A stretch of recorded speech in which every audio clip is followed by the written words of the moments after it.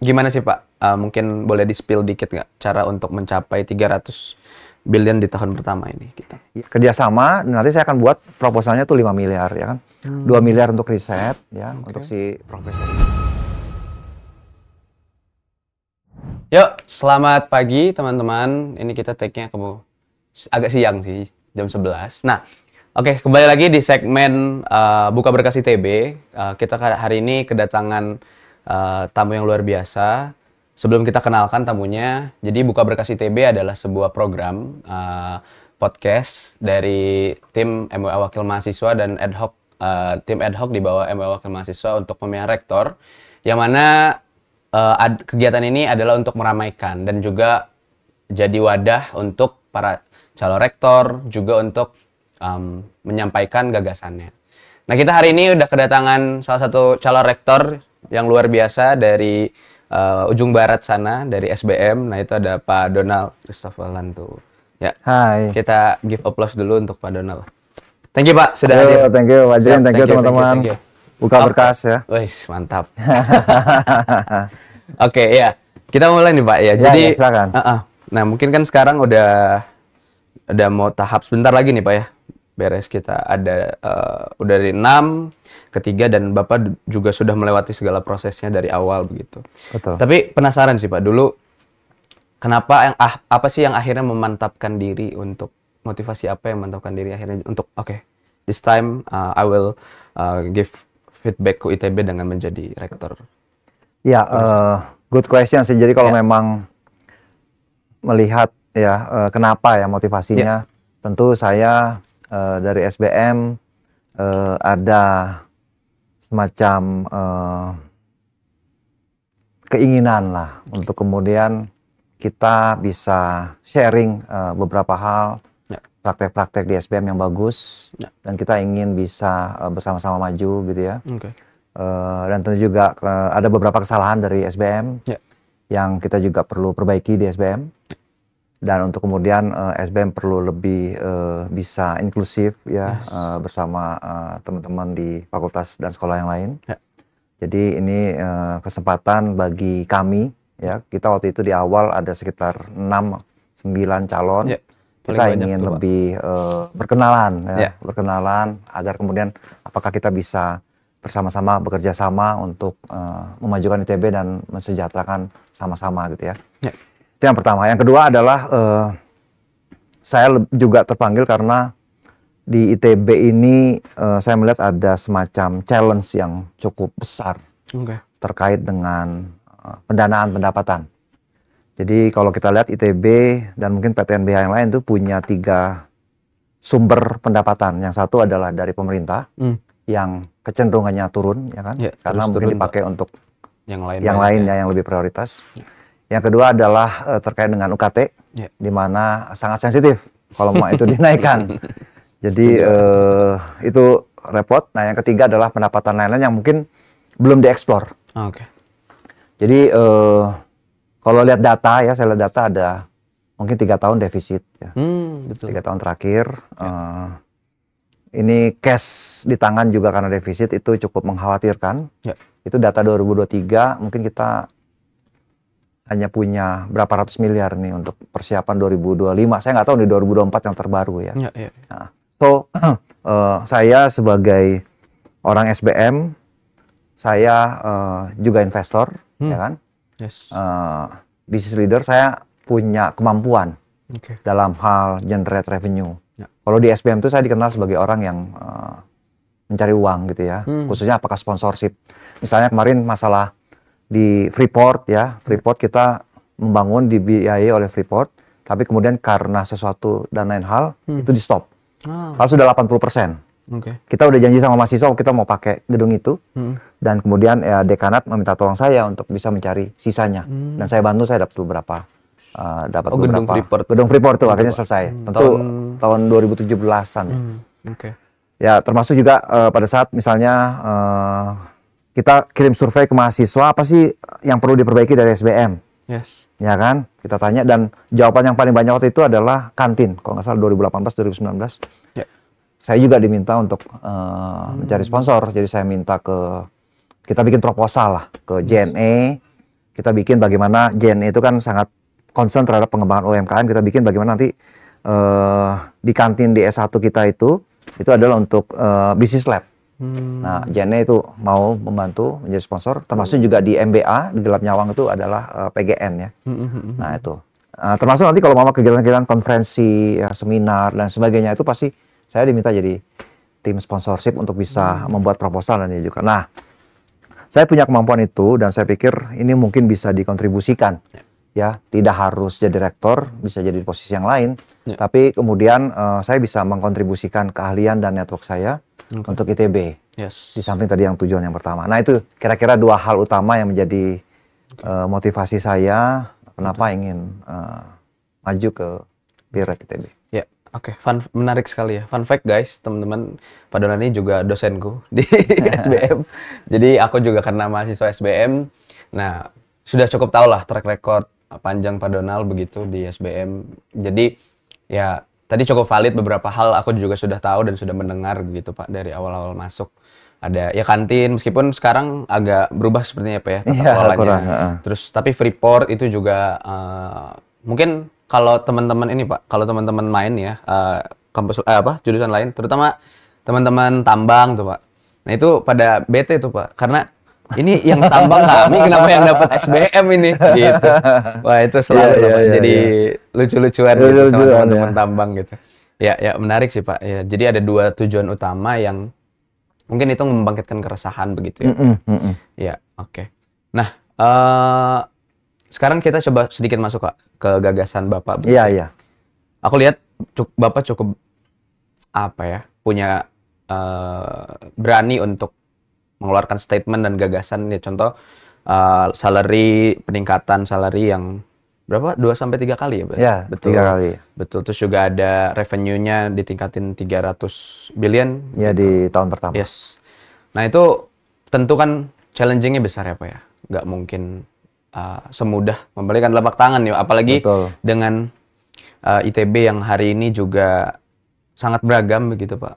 Kemarin kebetulan aku baru selesai keliling ke fakultas yang ketemu pusat-pusat itu ya, salah satunya Pak Donald juga kepala pusat di SBM begitu. Cuma kita belum sempat ketemu ya Pak ya, karena Pak Donaldnya lagi agak padat teman-teman.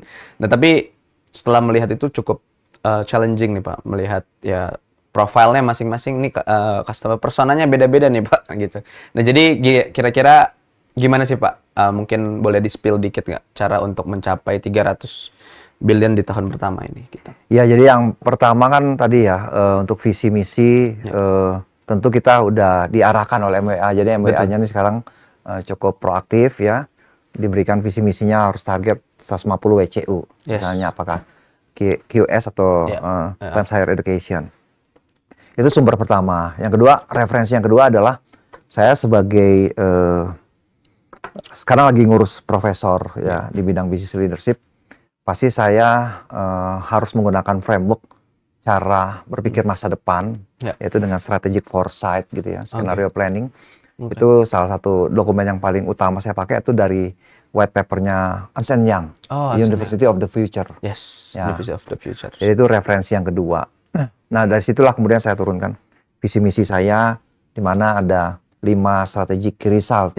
Jadi kita kalau kita bicara strategi gitu ya, kita harus jelas terukur sehingga kemudian kita bisa memantau tiap tahunnya apakah tercapai atau tidak. Di situ saya jabarkan indikator-indikatornya setiap tahun dan juga tentu bagaimana nanti kita evaluasi perbaikan agar kemudian kita bisa track ya perkembangan progresnya. Nah ada 5, yaitu pertama peningkatan 3 kali lipat, gaji naik 3 kali lipat ya, take home pay gitu ya. Yang ketiga itu adalah tentu tadi yang pertama itu WCU ya, WCU target 150 WCU dan juga beasiswa buat 50%. Jadi mahasiswa ITB ya. Mahasiswa ITB tentu yang mampu tidak kita kasih beasiswa ya kan, kayaknya nanti dari SBM tidak ada beasiswa. Gitu. Nah, yang terakhir adalah memberdayakan 1 juta orang. Jadi semuanya ada angkanya. Nah, tapi kemudian kan pertanyaannya bagaimana quick win-nya. Nanti kalau 5 tahun, nanti bisa ngeles gitu ya. Betul, Lu betul. udah menjabat 5 tahun baru kemudian, aduh maaf tidak tercapai gara-gara ada COVID kedua gitu. Jadi jadi bisa ngeles. Nah, oleh karena itu perlu quick win kan. Salah satu quick win saya adalah menaikkan gaji 30%. Ya kan? Itu caranya tentu dengan menaikkan pendapatan. Ya kan? Kemarin kita dapat feedback dari teman-teman Senat bahwa saya harus fokus ke pendapatan di luar, ya kan. Jadi saya menaikkan, walaupun sebenarnya sudah ditulis juga tuh, menaikkan pendapatan 300 miliar itu, yaitu dengan penekanannya karena quick win 6 bulan pertama, ya kan. Kita tuh kan harus bicara yang paling mudah, yang bisa dicapai, ya kan, yang tinggal dipetik lah kira-kira gitu. Dan ada satu hal yang possible, tentu ada beberapa program yang lain. Satu hal yang paling possible itu adalah kita bagaimana membuat program-program multidisiplin. Kita punya kampus Jakarta sekarang sudah rektorat sekarang sudah menyiapkan lantai 10 ya. Kita bisa utilize itu untuk multidisiplin, misalnya nanti S2 gitu ya. Manajemen sumber daya mineral, manajemen tambang perminyakan, ya kan. Terus manajemen AI, manajemen kehutanan gitu ya. Manajemen interior ya, misalnya seperti itu. Manajemen pemerintahan.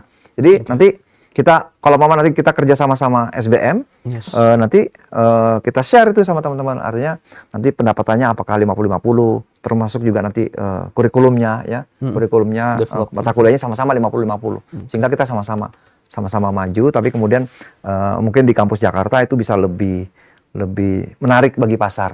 Nanti kita akan cari sumber-sumber beasiswa ya. Kadang-kadang orang-orang ini kita pingin mendorong mereka mengambil S2. Tapi seringkali kalau kita bisa provide beasiswanya, misalnya dari LPDP, ya itu LPDP kan juga kawan kita tuh di SBM, Pak Dwi Larso, ya kan. Terus juga nanti sumber-sumber dia dari Bappenas kah, atau dari tempat-tempat yang lain, dari Pemda, ya kita dorong. Itu kita coba mendorong dari situ.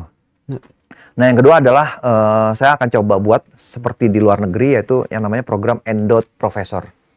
Jadi Profesor A itu biasanya risetnya didanai oleh perusahaan B gitu ya, misalnya Astra dengan Profesor ABCD gitu ya. Jadi kerjasama, nanti saya akan buat proposalnya tuh 5 miliar ya kan. 2 miliar untuk riset ya, untuk si profesor itu melakukan riset tentu. Yang kedua itu adalah beasiswa 1 miliar, renovasi lab 1 miliar, dan yang operasional 1 miliar. Nah ini operasional ini juga bisa apakah nanti buat honor dosennya, atau malah kita siapkan buat dia asuransi agar kemudian nanti pas pensiun dia sudah punya asuransi yang bisa mengcover kesehatan dia, ya kan, perawatan dia yang bisa mengcover sampai ya terus gitu kan, sehingga dia tidak perlu takut lagi gitu ya, karena sudah tercover soal asuransinya. Nah ini kita punya 250 profesor di ITB ya kan. Kalau kita bisa dapat ya nggak usah semua lah gitu ya, 100 proposal aja ya kan, kita udah bisa dapat mungkin 500 miliar, tapi mungkin itu tahun keberapa. Tapi di awalnya mungkin kita bisa memulai dengan 10-20 proposal ya. Ke mitra-mitra kita yang penting itu misalnya kayak Pertamina, ya itu juga lulusan MBA ya kan. Sekarang ya Pak, ya, yang baru ya. PLN ya kan, PLN juga kita ke Telkom ya kan, BNI, BCA, ya Astra, Antam, PT Timah, banyak lah gitu. Jadi itu belum perusahaan-perusahaan tambang yang lain, batu bara dan sebagainya. Jadi tentu harus win-win ya. Apakah nanti ada value yang lain yang mereka coba gali, ya kita open. Artinya yang penting kita bisa win-win, sehingga kemudian kedua belah pihak saling diuntungkan. Nah ini yang kemudian jadi dasar untuk bisa mendapat di tahun pertama. Tapi kemudian nanti tahun kedua, ketiga, keempat, kelima kita akan lebih akselerasi banyak program lain agar kemudian revenue kita tuh bisa mencapai 6T ya. Oke Pak. Nah tadi yang Endowed Professor tuh menarik Pak. Endowed Professor. Nah karena gini Pak, di ITB ya aku coba ngobrol beberapa gitu ya Pak ya, sama dosen-dosen dan profesor-profesor guru besar begitu. Memang mostly challenging-nya adalah riset atau penelitian mereka mostly teknologi push Pak. Jadi memang belum market pull begitu. Nah jadi ya biasanya apa yang mereka melihat, ya biasanya kan mereka cukup ini ya Pak ya, cukup nggak, ya udahlah ini saya neliti saja gitu. Ini teman-teman yang ya apakah bisa dijual atau enggak, ya saya juga agak nggak punya keahlian di sana begitu Pak. Nah itu kan akan menjadi cukup challenging tuh Pak. Iya, iya. Mungkin nggak sampai merubah paradigma atau bagaimana memaksimalkan potensi yang ini Pak nih dosen nih sebenarnya semangat risetnya ada tapi ya mereka mungkin nggak ada tempat nggak tahu juga yang harus market pool tuh seperti apa begitu. Nah kira-kira untuk itu apakah Bapak udah ada gagasan soal itu? Ya sure. Jadi emang kan kalau itu sebenarnya mudah ya, di luar negeri banyak sekali yang namanya industri linkage. Jadi nanti saya sebagai rektor tuh kemungkinan besar 3 hari di Jakarta gitu ya. Saya akan ketok industri ya, untuk kita akan buat proposal. Tapi jalinan hubungan relasi dengan industri itu harus kita bangun se-ekstensif mungkin. Jadi kerja saya itu nanti bawa proposal, ngetok-ketok ya kan, untuk kemudian melingkan antara kemampuan ITB dengan apa yang dibutuhkan oleh industri. Nah ini harus dipertemukan. Sehingga nanti penelitiannya adalah sesuai dengan apa yang dibutuhkan industri, misalnya R&D-nya gitu ya. Apakah dari PLN terkait dengan energi terbarukan, apakah terkait dengan AI for finance di perbankan. Ya ini yang harus dilakukan. Nah, yang kedua ya tentu kita juga kemarin juga ada semacam tempat-tempat untuk bisa mendisplay ya kepakaran kita sehingga kemudian industri bisa lihat ya, bisa lihat. Dan misalnya kayak pasar seni itu mungkin bisa di enlarge ya. Tidak hanya seni tapi juga teknologi dan inovasi ITB. Sehingga kemudian itu jadi sebuah pesta rakyat yang besar ya kan. Di Jakarta juga kita kemarin bisa open house ya. Walaupun kemarin baru pertama tapi nanti kita bisa lanjutkan dan kita bisa lebih perbesar lagi. Kemarin responsnya cukup bagus. Jadi memang hubungan antara industri sama kampus itu harus dieratkan. Ada banyak program yang harus disiapkan ya kan. Nanti juga bagian kemitraan, bagian hubungan dengan industri itu harus benar-benar kita bekerja sama alumni. Jadi nanti peran ikatan alumni itu penting karena dia akan menjadi sentral dari ekosistem yang kita coba buat, termasuk dengan perusahaan-perusahaan teknologi besar di luar negeri gitu ya. Jadi kalau bisa ya akademinya Apple tuh ya sama ITB lah gitu, jangan sama kampus sebelah ya kan. Nanti yang lainnya juga gitu. Itu, Pak. Seperti itu kira-kira. Iya. Nah, tapi berarti memang ya itu pasti harus ada willingness dari leadernya untuk menjemput bola. Iya. Gitu. Dan ya Bapak ready untuk itu ya? Iya, harus nanti bahkan ke konglomerat ya, ke para pemimpin bisnis ya, pemimpin pemerintah. Ya kita harus ke sana namanya. Seorang pemimpin emang banyaknya harus menjalin relasi ke pihak luar ya. Betul. Untuk kemudian saya sebagai rektor misalnya jika terpilih, saya akan membawa kerjasama dan dana itu sehingga kemudian teman-teman di ITB itu bisa tetap nyaman di dalam tinggal riset, tinggal mengajar, mereka bisa fokus, bisa tenang karena rektornya yang bawa gitu ya, tanpa mereka harus berpikir soal-soal yang lain-lain. Itu Pak. Jadi banyak dosen juga yang mengeluhkan ya kami yang nyari, kami yang ngerjakan begitu. Jadi itu kan ada istilah begini Pak, gak sibuk-sibuknya dosen itu udah sangat sibuk begitu Pak. Jadi beban kerja dosen kan wah kalau bahkan ada yang ngambil SKS-nya banyak begitu ya Pak. Jadi belum penelitian, belum kalau ini ngebimbing mahasiswa begitu ya Pak. Nah terus tadi sama alumni itu Pak, menarik. Nah ITB hari ini mungkin aku kurang tahu ya Pak bagaimana hubungan dengan alumni, harusnya sih cukup baik begitu. Tapi ada beberapa hal yang sepertinya bisa dioptimalkan lebih jauh begitu. Betul. Nah, tadi hubungan Bapak sudah mention hubungan harus lebih better begitu. Hubungan harus kita eratkan, kolaborasi lebih erat. Nah, salah satunya juga kan di salah satu quick action Bapak kan, quick win Bapak itu ada tuh yang donasi alumni begitu. Iya. 200 miliar per tahun begitu. Iya. Nah, itu boleh jelaskan lebih jauh. Ini kan salah satu programnya kan dari Pak Ketua MWA kita, Pak Budi Gunadi Sadikin, bahwa misalnya kita punya 150.000 alumni yang kalau kita bisa mendorong mereka iuran 1 juta aja setahun, itu udah 150 miliar ya kan? Benar. Jadi 89.000 kalau nggak salah beliau itu 89.000 sebulan, tapi 1 juta setahun. Nah itu jadi 150 miliar per tahun, 5 tahun 750 miliar, tambah yang sekarang 300 jadi 1 T gitu kan, itu hitungan beliau. Tapi tentu kita bisa buat program-program yang lain, ya kan, yang kemudian bisa mendorong si endowment fund ini bisa lebih. Ya ada banyak orang-orang yang sebenarnya pingin sekarang tuh mencari rekognisi ya. Ya kalau kita kemarin kayak Pak TK Low salah satu advisory boardnya SBM ya kan, kemarin bisa sampai menyumbang 200 miliar ya kan, ke ITB, ke UI, UGM. Nah mungkin beliau apa namanya digilir gitu ya nanti. Nah harusnya sekarang kan ke ITB, tapi mungkin nggak ada yang approach. Jadi kalau dulu kan Pak Kuntoro ya. Jadi kalau mau kita approach orang-orang seperti itu ya tentu dengan cara yang tepat. Kita bisa mengajukan proposal ya kan. Nanti saya di tim rektorat tuh harus ada orang yang kuat bikin proposal ya kan. Tentu harus cari win-win. Caranya misalnya kita bisa pakai round table ya kan, round table. Makanya nanti saya kumpulkan konglomerat pimpinan bisnis tuh kita apa namanya kumpulkan mereka dalam sebuah acara yang eksklusif. Kemudian saya bawa proposal apa sih kebutuhan ITB semua fakultas. Renovasi lab butuh berapa miliar, renovasi gedung. Ya misalnya kalau kita dari gedung-gedung kita itu seharusnya kan sekarang sudah high rise building, di mana di bawahnya mungkin ada basement buat parkir, ya kan kita bermasalah parkir. Nah bagi orang-orang ini kan mungkin 100 miliar tuh ya nggak sulit lah, nggak sulit gitu ya. Atau skemanya juga nggak harus mereka menyumbangkan uangnya. Misalnya mereka punya 1T, 1T ini nggak harus mereka sumbangkan, tapi mereka parkir sementara di ITB, ya kan? Tapi kemudian kita bisa mengolahnya, kemudian kita bisa dapat marginnya ya 5, 6, 10% ya yieldnya itu kan, itu yang kemudian bisa pakai. Tapi uangnya tetap uang mereka. Nah ini yang kita nanti tentu pakai beberapa skema yang sudah sering dilakukan oleh di luar negeri. Jadi memang itu yang kita coba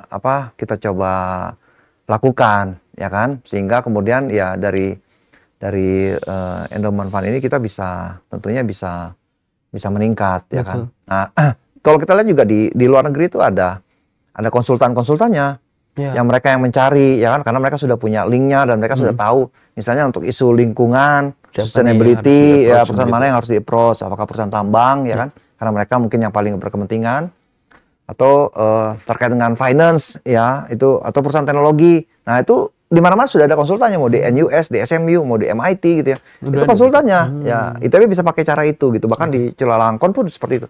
Nanti mereka ya ada fee-nya. Ya, atau misalnya kita ada alumni atau ada dosen yang punya link, ya kita dorong. Jadi kita sama-sama nih bangun semua orang membangun ITB, bukan hanya rektor, tapi rektor kemudian memberi kesempatan, memfasilitasi, ya merangkul ya. Sehingga kemudian ya misalnya kemarin saya dengar ada yang mau bangun Saraga ya kan, misalnya 200 miliar kembali dengan berbagai iya. Jadi ya itu orang-orang kita orang-orang hebat kan ya, baik dosen, alumni itu sebenarnya pada saat kita rangkul, kita fasilitasi, mereka mau berkontribusi buat ITB ya, tentu dengan skema-skema seperti tadi konsultan tadi kan. Apakah ada fee-nya ya, kalau di itu tuh fee marketing misalnya. Tentu itu fair saja. Secara akunting pun itu diizinkan gitu ya. Tentu nanti kita harus lihat ya secara lebih detail bagaimana hal seperti itu, apakah nanti lewat LAPI ya, PT LAPI gitu ya. Atau seperti apa. Nah, jadi memang ini sebuah hal yang memang sudah dilakukan oleh banyak universitas luar negeri, tapi kita itu mungkin masih sangat tertinggal ya kan. Nah, kalau kita lihat kan itu MIT, Harvard segala itu banyak sekali tuh dana endowment fund-nya. Jadi ya kita harus bergerak ke sana. Iya. Nah, tapi gini Pak, isu tata kelola soal jadi pemasukan ITB itu kan juga jadi isu ya Pak. Iya. Ya, tuh banyak pintu begitu. Nah, Bapak memandangnya apakah dengan banyak pintu ini jadi opportunity atau jadi terkendala nih Pak? Karena ya sekarang ya fakultas didorong juga untuk bisa, ya Bapak juga dengan pusat fakultas didorong untuk bisa mencari revenue, terus tapi juga ada di sisi lain ada direktorat-direktorat yang supporting untuk diarahnya juga ke sana. Terus ada ya PT LAPI dan lain-lain. Nah, itu Bapak memandangnya apakah itu harusnya ini jadi enabler begitu untuk lebih menggaspol begitu Pak pemasukan ITB, atau itu jadi sebuah hal yang harusnya coba kita benerin bareng-bareng gitu Pak? Ya memang kemarin kalau kita lihat fenomenanya kan ada PT LAPI, ada Yayasan LAPI dan anak-anak usahanya. Kemudian juga ada Direktorat NR ya kan. Ada juga kemudian pusat-pusat yang baru dibuat di bulan April atau Mei kemarin kalau tidak salah. Nah, cuman memang ada sebuah tantangan ya, yang kemudian nanti pertama mungkin terkait dengan masalah pencairan keuangan, birokrasi gitu kan. Ya, birokrasi. Yang kedua bagaimana overlapnya di antara masing-masing gitu ya, antara PT LAPI, Yayasan LAPI dan anak usahanya, terus Direktorat NR sama pusat-pusat ya kan, pusat-pusat ini tampaknya overlap ya kan. Nah ini harus kita tata sehingga apakah kemudian kita bisa mendorong yang namanya ITB Enterprise ya, ITB Enterprise. Mungkin nanti kita lihat apakah LAPI bisa kita dorong menjadi holding ya, untuk kemudian nanti LAPI itu akan bisa masuk ke fakultas-fakultas. Jadi setiap fakultas itu punya anak usaha bersama LAPI. Nanti modal awalnya LAPI injek, apakah 1 miliar gitu ya, sebagai bagian dari penyertaan modal dan juga jadi kepemilikan LAPI. Tapi kemudian fakultas itu punya ruang gerak untuk kemudian mereka bisa membuat kontrak, ya kan, untuk bisa, karena memang alumni itu kan melekatnya bukan lebih melekat sama prodinya. Prodi dan fakultas. Ya kan, even fakultas mungkin juga nggak, tapi sebenarnya tapi oke lah fakultas ya. Tapi prodinya. Nah kalau mama kemudian orang-orang prodi atau fakultas yang kemudian bergerak itu bisa jadi lebih terbuka ya, mereka lebih tahu. Tapi kemudian LAPI juga harus membantu ya, karena kadangkala dosen itu mungkin tidak punya kemampuan dari sisi administrasi bisnis, marketing ya kan. Nah itu jadi nanti LAPI yang kemudian mengkoordinir atau mencentralize kegiatan-kegiatan promosi marketing ya, bagaimana membuat proposal, administrasinya itu dibantu. Tapi kemudian nanti ya LAPI-nya harus aktif ya kan. Tapi kemudian didorong semua sekolah dan fakultas itu bisa punya ITB Kinarya gitu ya, ITB Kinarya. Nah, kita juga akan dorong KK ya, kelompok keahlian itu kan juga sebenarnya pusat dari dosen itu kan ada di KK ya, kelompok keahlian. Nah, itu rumahnya. Itu mereka yang akan lebih bisa berperan aktif untuk kemudian bisa menjadi ujung tombak, apakah itu riset, nanti kita cari grant, ya kan? Apakah kita nanti mencari berbagai kegiatan pengabdian masyarakat, ya kan? Nah itu tentu kakak akan bisa berperan di sana. Nanti kita lihat bagaimana peran kakak di dalam ITB Kinarya yang ada di setiap fakultas. Ya tentu kita akan dorong agar kemudian si kakak ini bisa jauh lebih berperan. Ya. Oke. Ya. Sangat insightful sekali ya, kalau nggak diragukan lah kalau Pak Donald urusan bisnis nih memang top begitu. Nah tapi kalau kita ngelihat ya Pak ya, stakeholder di ITB ini mungkin yang apa ya, nggak terlupakan sih, tapi mungkin agak kadang cukup terlewat begitu Pak. Itu ada di Tendik nih Pak.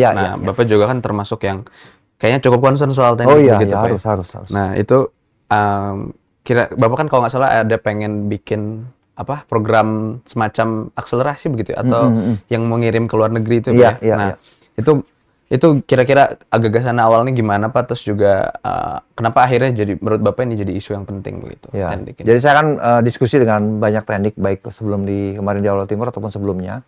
Dan ada beberapa aspirasi yang saya tangkap yang paling major itu ada ya tentu ada beberapa lah. Yang saya bisa lihat itu paling mudah ya untuk direalisasi itu adalah pengembangan karir. Pengembangan karir fungsional. Ya kan misalnya Alimadya apa ke apa gitu. Itu yang belum ada gitu. Sementara kan di dosen kita punya tuh dari yang namanya asisten ahli, lektor kepala, profesor itu kan guru besar, jabatan fungsional gitu ya. Nah, strukturalnya tetap, tapi kemudian juga jabatan fungsionalnya itu perlu kita akselerasi pengembangannya. Nah itu yang pertama. Yang kedua adalah bagaimana kita juga masalah upskilling dari Tendik ya kan, karena juga tentu ada beberapa concern terkait dengan ya tentu kemampuan perubahan teknologi ya. Kita perlu teknologi digital transformation ya, transformasi digital. Sehingga mungkin nanti ada beberapa hal yang kita lakukan sehingga kemudian kita perlu melihat Tendik ini bagaimana keep up ya kan, bagaimana keep up. Dan tentu juga jika ada yang bagus nanti kita akan bikin talent pool ya, talent pool dari Tendik seluruh fakultas juga di rektorat ya. Itu ada yang bagus-bagus ya kita kembangkan. Ya kan, kita kembangkan, bahkan nanti beberapa posisi yang kita pikir mereka cukup bagus ya kita jadikan mereka sebagai direktur. Ya kan, sebagai direktur. Nah, tapi kalau mama ada yang beberapa belum siap tapi potensial dia mau berkembang, ya kita kasih training atau bahkan kita kirim untuk sekolah lebih lanjut. Apakah S2 gitu ya. Sehingga kemudian nanti beasiswa dari ITB untuk para Tendik-Tendik yang berprestasi ini.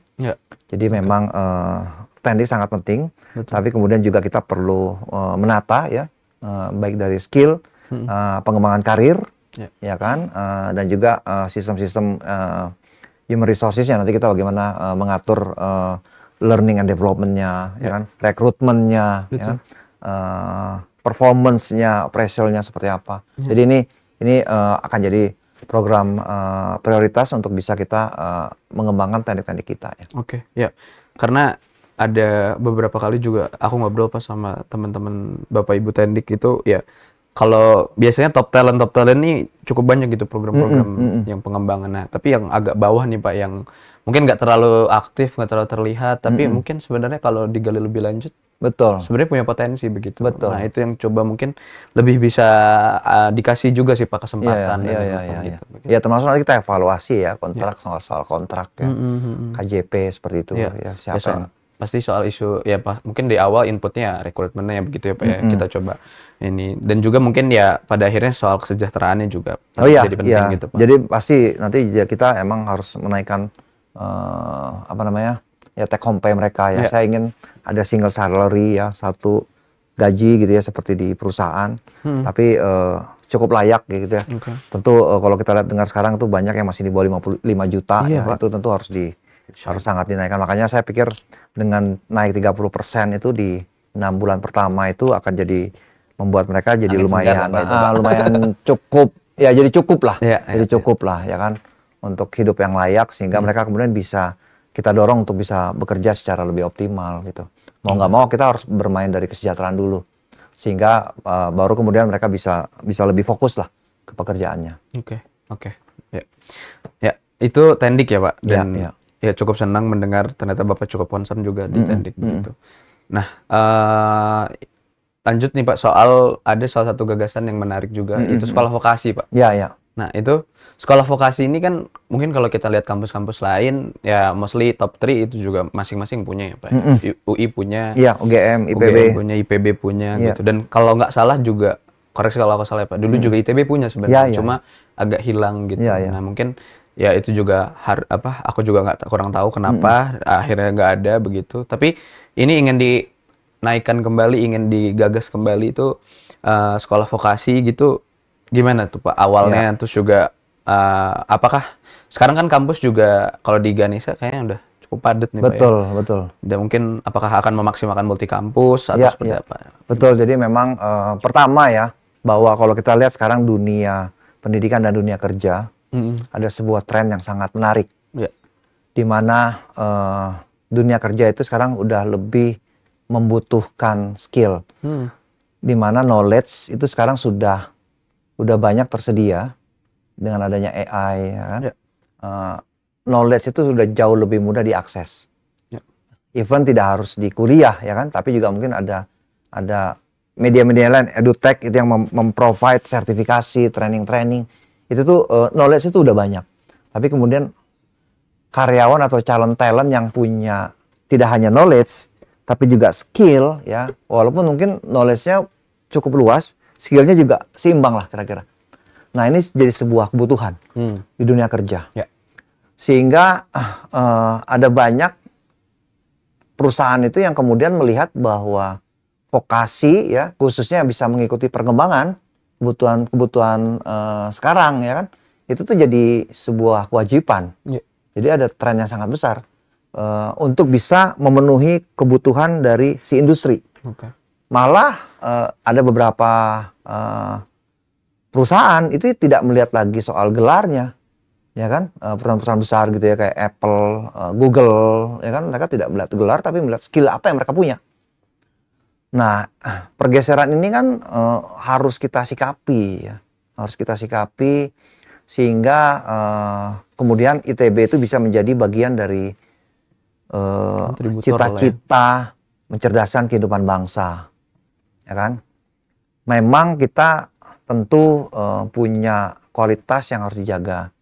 Tapi kemudian tentu ada mekanisme yang juga bisa didorong untuk bisa mendorong ITB ini juga berbagian untuk mencerdaskan rakyat banyak. Ya, tidak harus kita misalnya punya vokasi sendiri, ya kan? Karena mungkin di sebelumnya kita punya cukup beberapa lesson lah terkait dengan ini. Misalnya kita bisa kerjasama dengan perusahaan-perusahaan yang sudah punya vokasi, apakah itu Astra, ya, apakah nanti perkebunan, apakah perusahaan-perusahaan yang lain. Karena emang knowledge dan mungkin wisdomnya itu ya, itu membuat kurikulum, ya kan, bagaimana mengajar, itu tuh ya ITB bisa menawarkan itu. Tapi si industri ini, perusahaan kayak Astra dan kawan-kawan itu, mereka bisa menawarkan relevansi dengan nanti pemakaiannya di industri, ya kan? Nah, pada saat kita bisa bekerja sama, itu akan jadi sebuah ekosistem yang sangat baik. Ya. Jadi kita bisa bersama-sama dengan perusahaan, ya kan, bekerja sama. Apakah nanti konsepnya itu kalau saya lihat tuh dari hotel gitu ya, managed by, ya kan, atau dari yang paling bawah assure by, ya kan. Nanti kurikulumnya itu dijamin oleh ITB, atau nanti power by. Nanti beberapa yang ngajarnya dosen-dosen ITB. Terus yang terakhir managed by, ya itu nanti operasionalnya yang manage ITB. Nah, ini tidak harus punya ITB, ya kan, tapi kemudian bisa jadi punya beberapa perusahaan yang kemudian tadi assure, power, managed by. Dan kalau kita lihat kan ini emang agak challenging kampus kita yang ada di Cirebon ya, untuk bisa membangun itu menjadi proper kampus, itu akan jadi butuh waktu lah minimal. Tapi pasti butuh dana yang cukup besar atau sangat besar ya. Nah, salah satunya adalah dengan mendorong vokasi ini, ya kan, dimana mungkin nanti perusahaan-perusahaan itu bisa ikut membangun fasilitas-fasilitasnya, ya kan, gedung-gedungnya, ya kan. Tapi kemudian kita berbagian di dalamnya.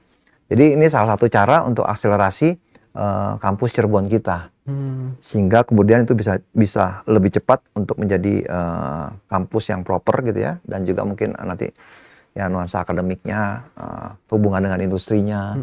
Nah, itu yang mungkin kita bisa dorong ya.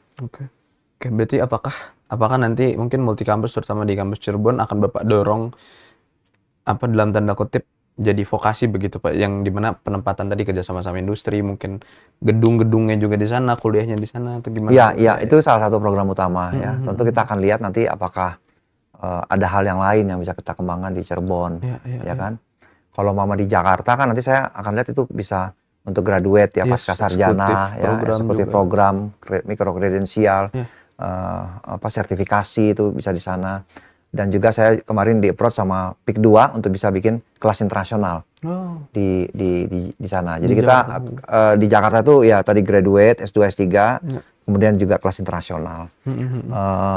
Ya di Ganesha ya yang oke lah yang sekarang, tapi mungkin nanti Jatinangor akan lebih ke multidisiplin mungkin gitu ya. Untuk kita, jadi emang ada warnanya, tiap-tiap kampus nggak sama gitu ya, sehingga jelas arah dan apa yang mau kita kembangkan ke depannya itu untuk tiap kampus itu akan beda-beda gitu ya. Berarti apakah terakhir Pak soal multi kampus, apakah teman-teman yang mungkin udah di Cirebon ini akan ditarik ke Ganesha atau gimana tuh Pak? Kan mostly satelit jurusannya sambungan dari ITB ya, dari Ganesha ya Pak ya? Iya. Ada TI Cirebon, ada. Iya. Ya itu emang itu perlu kajian lebih detail ya, perlu kajian lebih detail. Jadi saya perlu lihat itu ya. Bagaimana, apakah tentu mereka di sana udah bayar kos gitu kan. Betul. Hal seperti itu yang tapi di satu sisi juga apakah kemudian dosennya juga ada beberapa yang keberatan. Tapi sebenarnya ada beberapa cara simpel yang bisa kita selesaikan. Misalnya dosen tuh mungkin perlu dikasih semacam insentif lebih agar kemudian dia mau karena kan membutuhkan waktu ya. Betul Pak. Membutuhkan waktu dan juga ya biaya pastinya. Jadi atau malah kita perlu hire dosen khusus yang memang stay di sana gitu. Tapi tentu arah pengembangannya harus jelas gitu. Nah, ini yang harus kita pelajari. Mungkin nanti kita akan dorong apakah nanti dari Senat atau FGB ya untuk hal-hal seperti ini.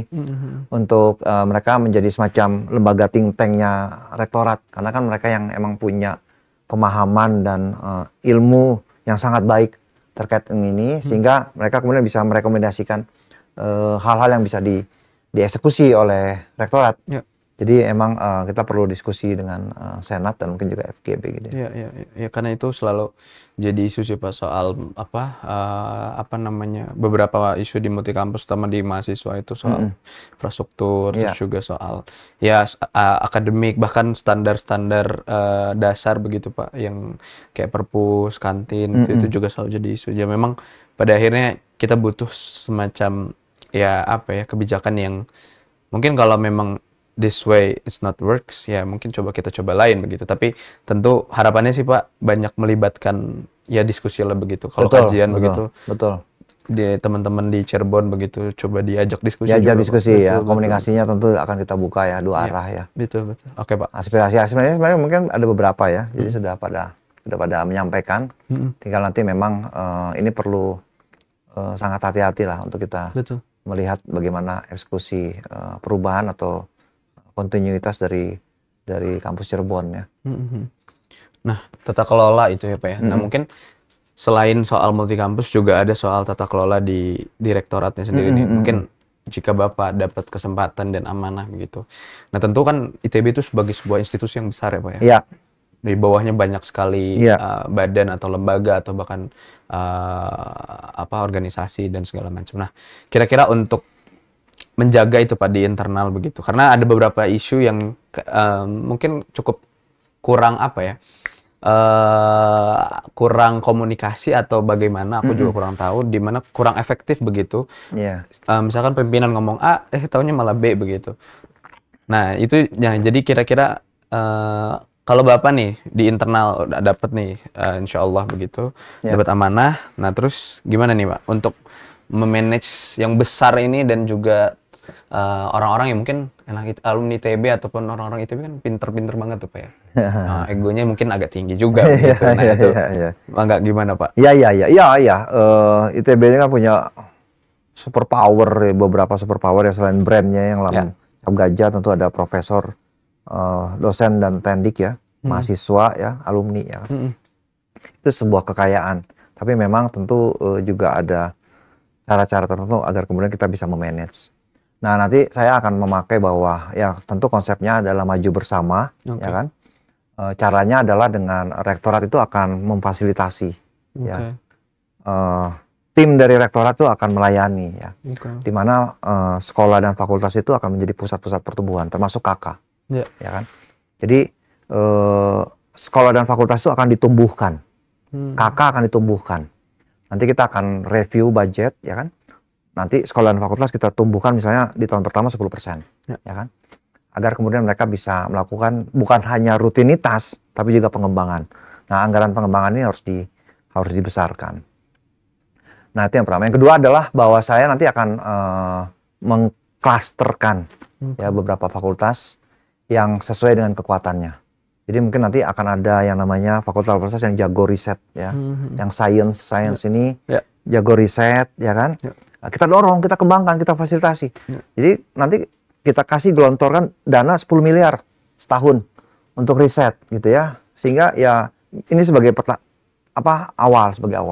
Nah, sehingga risetnya itu riset kelas dunia. Dan mereka juga sejahtera gitu ya. Sebagai dosen itu sebagai tendik mereka sejahtera. Nanti yang kuat di pendidikan kayak SBM gitu kan. Di education-nya atau FSRD, ya kita dorong.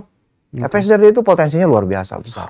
Jadi kita harus bisa mendorong dia education-nya berkualitas dunia juga, gitu kan? Kreatif ya. Jadi dia harus jadi lokomotif gitu ya, bahwa yang namanya seni ya, humaniora ya, desain itu kan itu penting sekali. Kalau kita lihat kan di Apple kan udah jelas tuh ya. Teknologi ya kan, desain sama satu lagi teknologi, desain sama manusianya ya, manusia ya, human betul. Jadi ini penting banget. Jadi FSRD dari segi education, teman-teman juga banyak tuh yang dari pengabdian masyarakat kita dorong gitu ya, kita fasilitasi. Bahkan saya udah kebayang bahwa nggak usah lah ke PT LAPI 10%, 5%. Ya kan? Jadi malah kita kurangi. Ya kan? Agar kemudian mereka lebih aktif. Nanti dibantu oleh LAPI bikin proposalnya ya. dibantu oleh LAPI marketingnya, ya nanti LAPI harus bisa lebih aktif dan nanti LAPI ya baik yayasan maupun PT itu harus bisa membuat program-program baru. Jadi tidak hanya mengandalkan yang dari dosen, tapi mereka harus punya program-program baru. Kita ingin bikin konsultan kayak McKinsey, ya kan? Nah itu LAPI harus kita dorong ke sana. Kita ingin punya bisnis-bisnis baru gitu ya, misalnya kayak Saraga, itu bisa nggak itu dibuat jadi pusat olahraga dan hiburan untuk anak-anak Bandung, ya kan? Misalnya gitu, kita ingin bikin museum di ITB misalnya. Nah ini kan LAPI harus bikin program-program baru. Jadi kemudian revenue-nya itu di-drive dari program-program baru. Yang di sini biarkan dosennya berkarya, tapi difasilitasi. Jadi nanti kayak tadi ya, kita bikin sekolah dan fakultas itu punya ITB Kernaria, kita kasih modal 1 miliar. Nah ini kita dorong gitu ya. Jadi kuenya diperbesar. Kuenya diperbesar, semua dapat bagian dan semua kenyang, ya kan. Nah itu dari sekolah dan fakultas, termasuk KK juga ya. Kita akan jadikan KK sebagai motor, ya kita coba organize KK ya, sehingga emang organisasinya bisa berjalan. Dan yang terakhir dosen itu juga kita klasterkan. Agak mendorong dosen tuh harus perform di semua bidang, jago research, jago ngajar, jago di mana itu kadang-kala ada yang bisa, walaupun jumlahnya nggak banyak. Tapi kebanyakan itu jagonya di satu atau dua. Ada spesialisasi. Yang riset kita dorong riset gitu. Jadi kita anggarannya diperbesar ke dia. Ya, baik yang profesor yang sudah jago-jago gitu kan. Kayak Pak Brian ya kan, Kang Irwan itu kan jago-jago itu. 2% itu kan luar biasa ya. Nah, ini pasti teman-teman ini kalau kita dorong, kita fasilitasi, mereka udah akan bisa akselerasi lagi, mungkin bisa double gitu kan. Nah, yang jago ngajar atau emang senangnya ngajar, ya kita dorong fokus di ngajar. Nanti apakah dari pembagian waktunya gitu ya. Tentu nanti kita lihat bagaimana peraturan terkait dengan profesorship-nya. Karena profesorship ini kan sekarang diatur di level universitas. Di tahun depan, tergantung dari kemampuan universitas mempunyai dana berapa, sehingga kemudian mereka bisa memprovide atau menghidupi berapa profesor ya kan. Nah, kita lihat apakah nanti kita bisa mendorong ya Pak Menteri ya kan untuk bisa melihat bahwa profesorship itu bisa jadi ada beberapa tipe juga, tidak hanya yang didominasi oleh research ya kan. Kayak teman-teman di FSRD juga akan kesulitan tuh ya. Cuma 2 Pak guru besar itu kalau nggak salah kemarin. Nah, ini kan kita harus lihat ada beberapa mungkin model yang bisa lebih fleksibel. Tentu ada core-nya, perhitungannya tentu ada, tapi kemudian kita harus bisa menyesuaikan dengan bidang ilmu masing-masing, sehingga kemudian kita tidak membatasi profesorship di bidang misalnya di FSRD. Nah, kita harus percepat. Termasuk juga di apa namanya, arsitek itu kan kita lagi krisis GB gitu misalnya. Ya kita harus bisa mengakselerasi. Nah, itu tentu harus dipikirkan. Nah, tapi tadi ada yang mungkin kita dorong riset biar dia risetnya kelas dunia. Yang ngajar kita harus dorong dia supaya ngajarnya kelas dunia.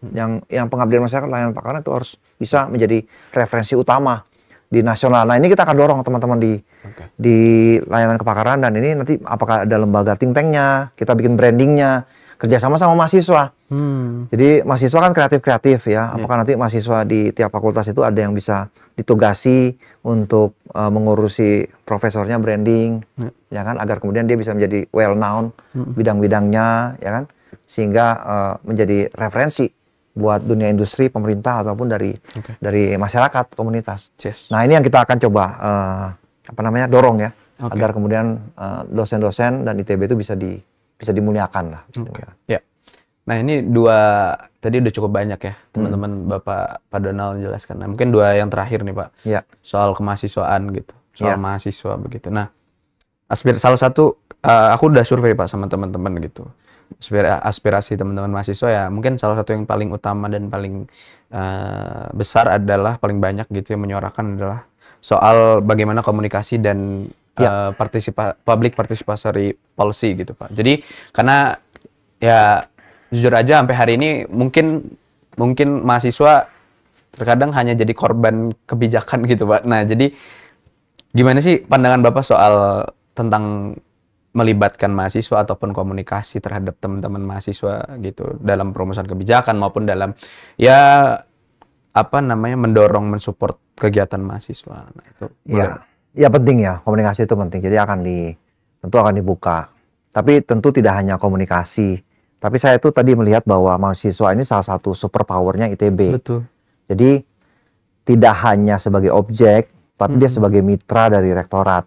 Makanya saya akan membuat beberapa hal strategis, program-program strategis bersama mahasiswa. Yang pertama adalah dengan kanal-kanal digitalnya ITB. Jadi nanti saya akan minta mahasiswa yang mengawal. Jadi dari KM, ya kan, itu akan jadi programnya untuk kanal-kanal digital, media sosialnya ITB. Mereka punya banyak konten, ya kan. Tentu kita nanti siapkan plannya, ya kita jaga rambu-rambunya. Tapi kemudian yang eksekusinya mahasiswa. Sehingga ini mahasiswa itu bisa terlibat aktif, ya kan. Itu program strategis yang pertama. Artinya bagian dari programnya ITB. Yang kedua adalah pengembangan mahasiswa. Kalau saya ngomongnya leadership development program. Jadi nanti tidak sekedar ospek, tapi nanti ada rangkaiannya, ya kan, rangkaiannya di setiap organisasi itu pengembangan kepemimpinan itu setiap level tuh ada. Jadi nanti tingkat 1 bicara soal leadership. Tingkat 2 tentang teamwork. Tingkat 3 itu bicara soal presentasi communication skill. Nah, ini jelas gitu. Jadi soft skillnya dibenahi. Apakah nanti kemudian ini bisa dijadikan sebagai SKS, ya kan? Tapi kemudian nanti kita sama-sama desain. Saya sangat paham bagaimana mendesain program untuk leadership development program karena udah terbiasa di perusahaan-perusahaan. Jadi tapi mahasiswa yang eksekusi, tapi dibantu, ya kan, kita bantu. Sehingga nanti mahasiswa ITB itu punya kelebihan, tidak hanya memahami ilmu di bidangnya, tapi dia juga sudah disiapi soft skills-nya.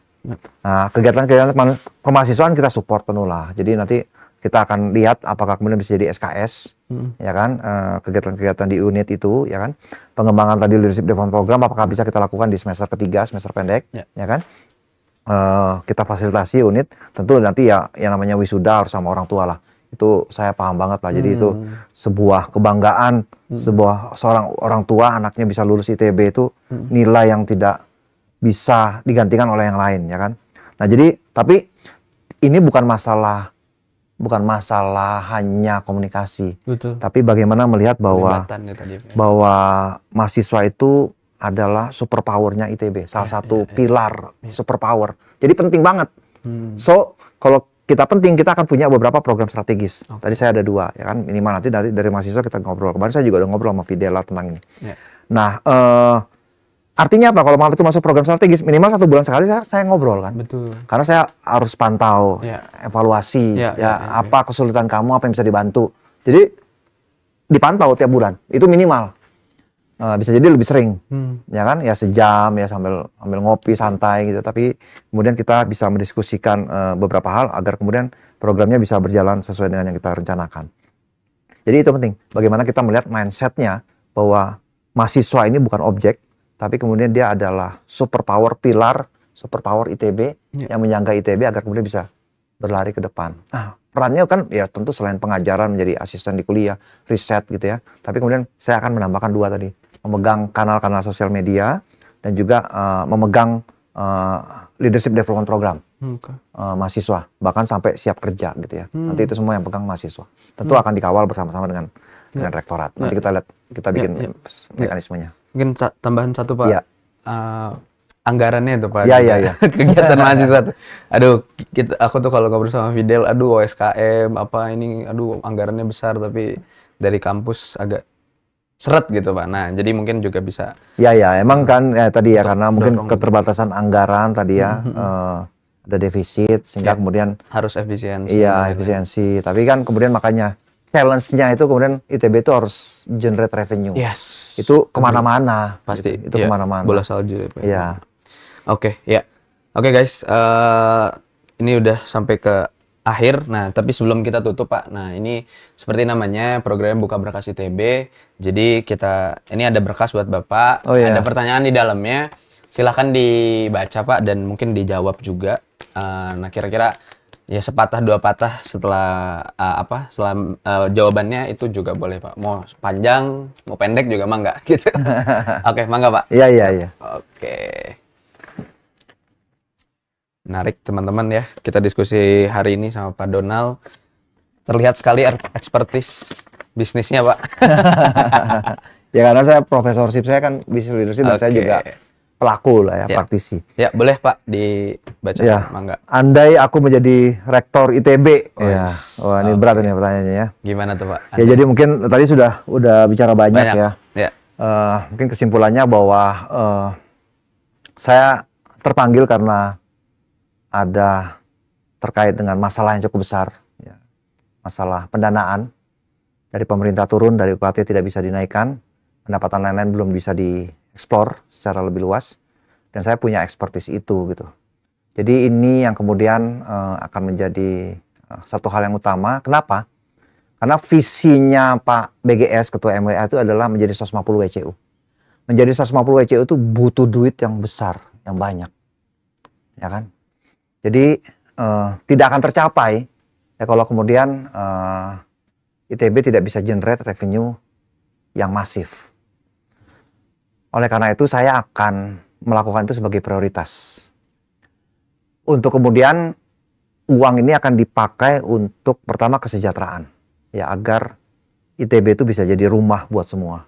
Dia nggak usah mikirin yang lain, dia nggak usah palu gada kemana-mana, ya kan? Tapi dia di ITB nanti rektornya yang bawain proyek, rektornya yang bawain dana, ya kan? Tapi dia harus ngajar, dosen ini harus ngajar kelas dunia, risetnya kelas dunia, pengabdiannya, layanan kepakarannya harus bisa berkualitas tinggi sehingga menjadi referensi utama dari industri. Nah, itu aja mereka pikirin. Tapi masalah dapur, masalah dana riset, ya, masalah administrasi, biar rektorat yang bantu, yang menyelesaikan masalah-masalah itu. Nah, itu satu terkait dengan kesejahteraan. Nah, yang kedua adalah uang ini ya kemudian ya kita perlu, saya akan gelontorkan tadi tentu pasti riset ya. Riset kelas dunia itu butuh duit banyak gitu kan. Tapi juga fakultas ini akan dijadikan, sekolah dan fakultas ini akan dijadikan pusat pertumbuhan. Jadi kita akan besarkan itu sekolah dan fakultas agar kemudian ya mereka yang paling tahu, ya kakak itu paling ngerti bagaimana nanti keilmuannya, ya kan, bagaimana nanti penerapannya di perkuliahan. Itu semua mereka yang paling paham, kita fasilitasi, ya kan, sehingga nanti anggaran dari sekolah dan fakultas itu kita perbesar, ya kan. Rektorat itu akan jadi flat, ya, akan melayani, akan lebih mendorong, ya, memfasilitasi. Tapi sekolah dan fakultas ini yang kemudian akan diperbesar. Sekolah dan fakultas yang kuat risetnya, kita mulai nanti 10 miliar setahun, ya kan, untuk memperkuat risetnya. Nanti seiring dengan dana masuk itu akan diperbesar. Karena kita ingin kelas dunia. Ya tentu kita punya cita-cita ada pemenang Nobel dari ITB, tapi ya tentu itu masih panjang lah ya, masih panjang. Terus juga pendidikannya itu harus kelas dunia gitu. Nanti internasional itu benar-benar yang datang itu ya orang-orang internasional, ya, kalau perlu dari Eropa dan dari Amerika. Karena mungkin kita punya kekhasan multidisiplin kah, atau ada kontekstual itu kan, misalnya pendidikan tentang bagaimana herbal, ya kan, itu tentu tidak banyak yang memiliki, ya, dengan konteks ITB-nya. Jadi benar-benar ini ngajarnya harus kelas internasional gitu kan, harus levelnya internasional, ya kan, bahasanya bahasa Inggris misalnya, kasus-kasusnya kasus-kasus internasional, cara metodenya kekinian, ya, flip classroom, ya kan. Even nanti dengan teknologi AI apa segala ya kita bisa mengikuti perkembangan terkini. Jadi dengan ada uang, program-program kelas internasional ini kita bisa dorong. Gitu. So itu yang akan saya lakukan. Tapi memang di awal-awal saya akan fokus banyak untuk mencari dana, untuk meningkatkan kesejahteraan, dan kemudian bisa mendorong titik awal dari akselerasi pertumbuhan ITB menuju ke top 150 WCU. Very bold statement dari Pak Donald, ya. Teman-teman, oke, mungkin itu Pak untuk diskusi kita hari ini. Ya. Terima kasih banyak Pak Donald. Terima kasih banyak. Siap Pak Judin. Ya, terima kasih. Semoga apapun tadi mimpinya, apapun tadi gagasannya Pak, semoga bisa dapat tempat terbaik. Amin. Saya selalu mendoakan siapapun yang terpilih bisa membawa ITB menjadi lebih baik. Amin. Amin. Oke, kita tutup podcast hari ini. Sekali lagi terima kasih Pak Donald. Sama-sama. Sukses terus, sukses selalu, dan berapa hari lagi nih Pak? Menghitung hari ya. Hari Jumat, menghitung hari. Apapun hasilnya semoga yang terbaik. Oke, kita tutup. Sekian, terima kasih. Sampai ketemu lagi di podcast lainnya. Thank you. Bye-bye.